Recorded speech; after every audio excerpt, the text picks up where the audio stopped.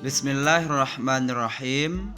Assalamualaikum warahmatullahi wabarakatuh.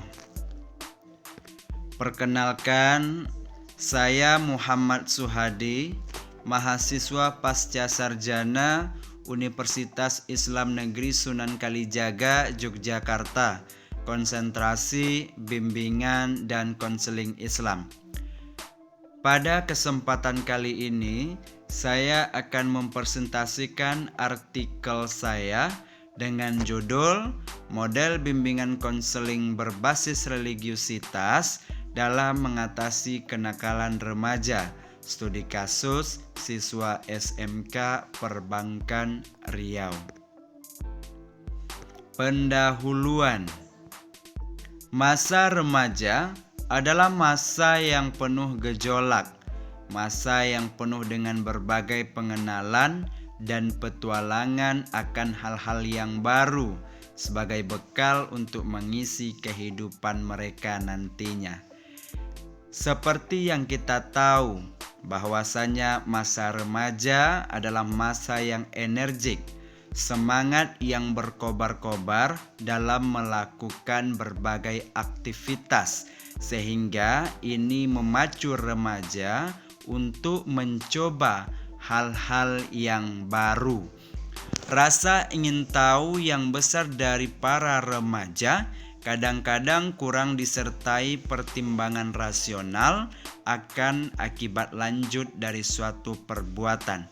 Kurangnya pertimbangan rasional pada diri remaja yang membuat remaja sering tergelincir pada hal-hal yang negatif.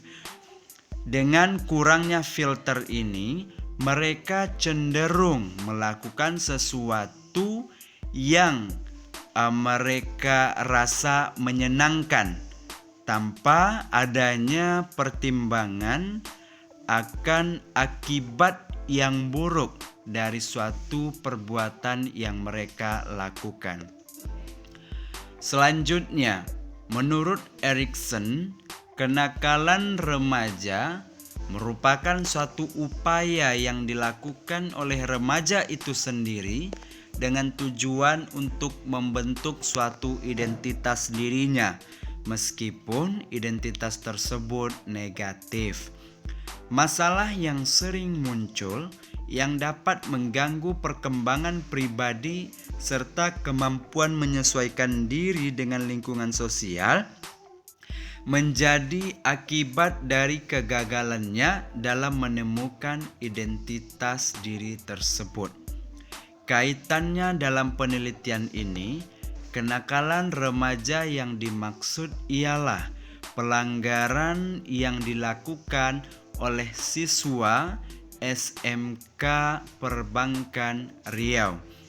Berdasarkan informasi yang saya dapatkan dari guru BK yang ada di sekolah tersebut dengan wawancara online, di antaranya bolos sekolah atau lebih kita kenal dengan istilah cabut, terlambat masuk kelas, merokok di lingkungan sekolah, salah atau tidak lengkap memakai atribut seragam, berkelahi, membuat keributan di kelas, penyalahgunaan handphone, dan melawan guru.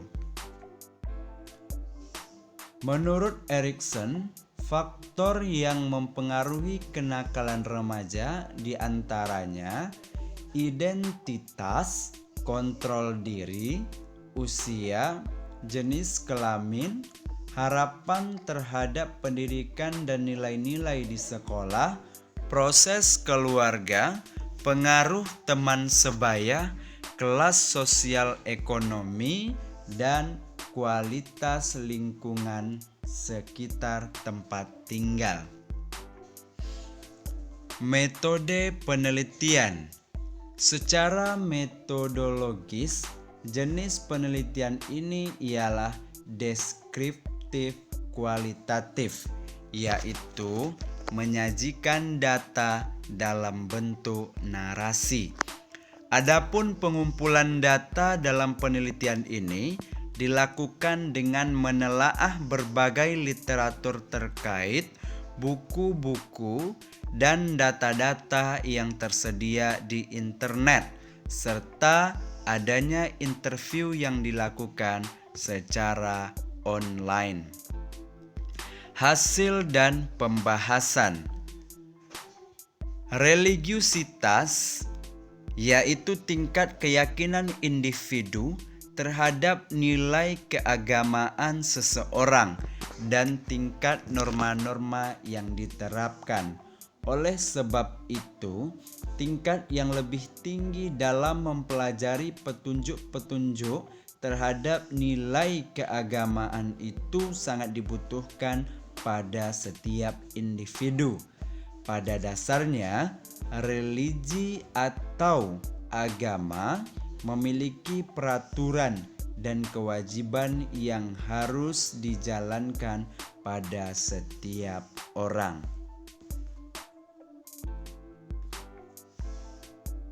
Baik, pendekatan bimbingan konseling berbasis religiusitas yang dilakukan oleh guru BK yaitu: pertama, pada kasus siswa yang terlambat masuk kelas, mereka diasingkan dengan siswa yang tepat waktu datang ke sekolah. Bagi siswa yang melanggar ataupun terlambat masuk kelas, mereka diarahkan ke musola untuk mengambil wudhu dan selanjutnya sholat sunnah 2 rakaat. Bisa sholat sunnah, sholat duha ataupun sholat sunnah wudhu. Selanjutnya, setelah mereka selesai sholat duha, itu mereka diberikan bimbingan atau bimbingan konseling dengan pendekatan agama, atau lebih sederhananya diberi nasihat-nasihat keagamaan oleh guru BK. Pelanggaran lainnya seperti penyalahgunaan handphone atau salah bahkan tidak memakai atribut seragam sekolah, mereka disuruh baca surah Yasin atau zikir tertentu sebagai bentuk konseling berbasis religiusitas oleh guru BK. Selanjutnya yaitu pembiasaan. Siswa dibiasakan untuk sholat berjamaah zuhur setiap harinya. Selanjutnya, memberi tauladan. Guru BK dan guru-guru lainnya itu memberi tauladan yang baik kepada para siswanya. Selanjutnya, membuat siswa bahagia dan nyaman.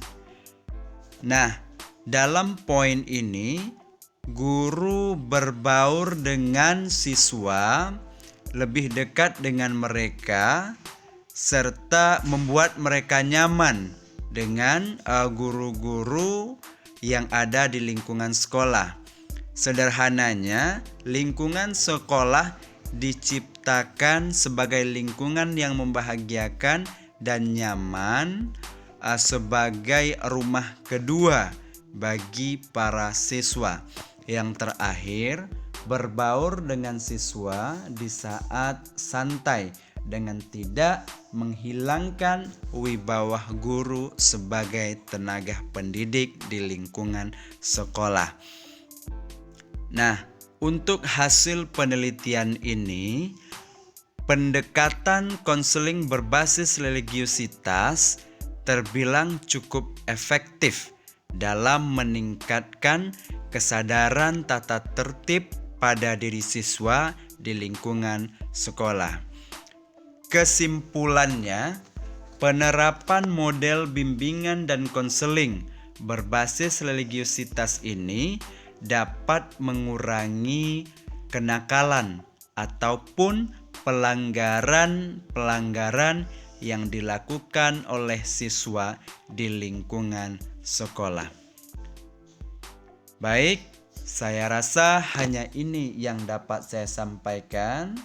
Kritik dan saran dari rekan-rekan semua saya tunggu. Dan juga silap dan salah dalam penyampaian ataupun isi dari artikel ini saya mohon maaf. Akhirnya wallahu muwafiq ila aqwamit thoriq. Wassalamualaikum warahmatullahi wabarakatuh.